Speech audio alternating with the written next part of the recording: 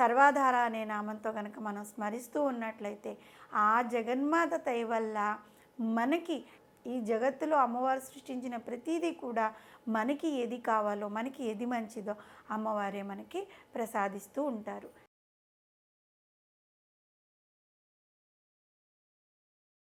శ్రీమాత్రే నమః. శ్రీ లలితా సహస్రనామంలోని 659వ నామము సర్వాధార.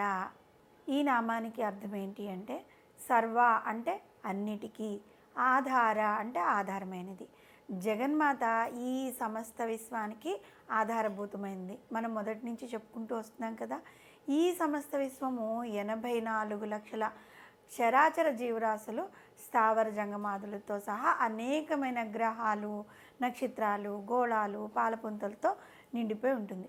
అటువంటి గ్రహముల యొక్క, తారకల యొక్క తత్వంలో ఎటువంటి అంటే వాటి యొక్క చలనాల్లో ఎటువంటి మార్పు లేకుండా, వాటి గమనాల్లో ఎటువంటి మార్పు లేకుండా అత్యంత నిశితంగా పరిశీలిస్తూ అమ్మవారు ఉంటుందన్నమాట.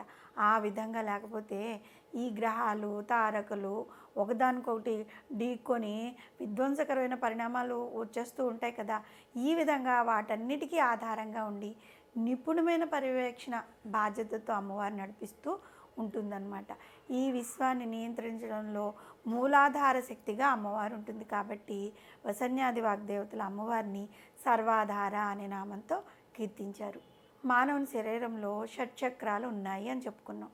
వాటిలో పైనున్న స్వాధిష్టాన చక్రం, మణిపూరక చక్రం, అనాహత చక్రం, విశుద్ధ చక్రము, ఆజ్ఞాచక్రాలకు కిందనున్న మూలాధార చక్రమే ఆధారం అన్నమాట.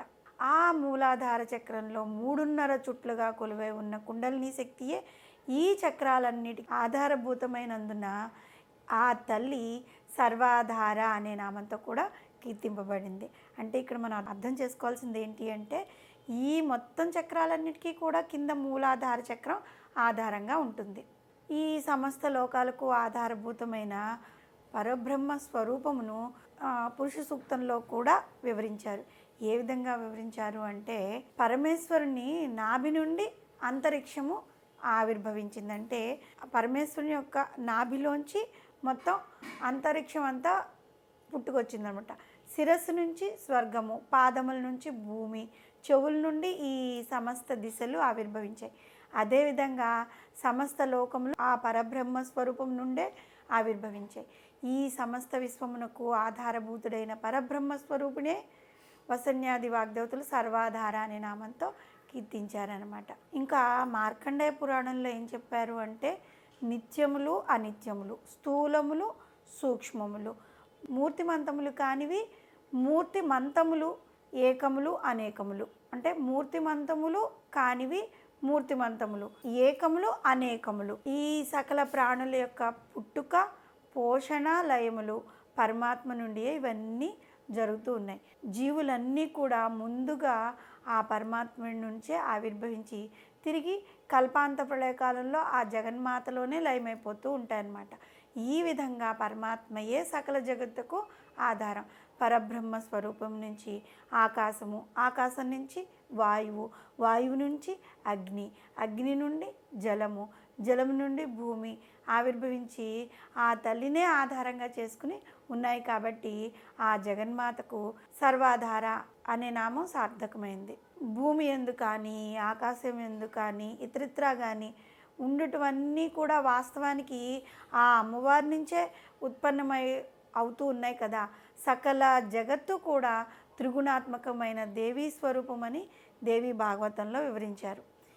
ఏ మాత స్థిర అస్థిరములుగా అన్ని వస్తువులు ఎందు మనకి కనబడుతూ ఉన్నదో, ఏ మాత సమస్త విశ్వమునకు ఆధారమై ఉన్నదో ఆ మాత అయిన పరదేవతే సర్వాధార అనే నామధేయంతో అణువు మొదలు బ్రహ్మాండం వరకు అమ్మవారు బాసిల్లుతూ ఉంది అని దేవి భాగవతంలో చెప్పారనమాట.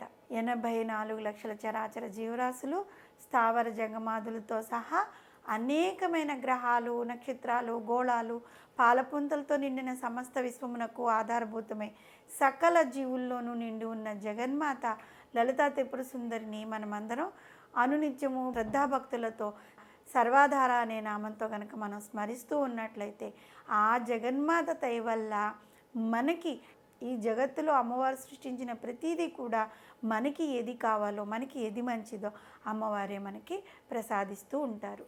శ్రీమాత్రే నమః.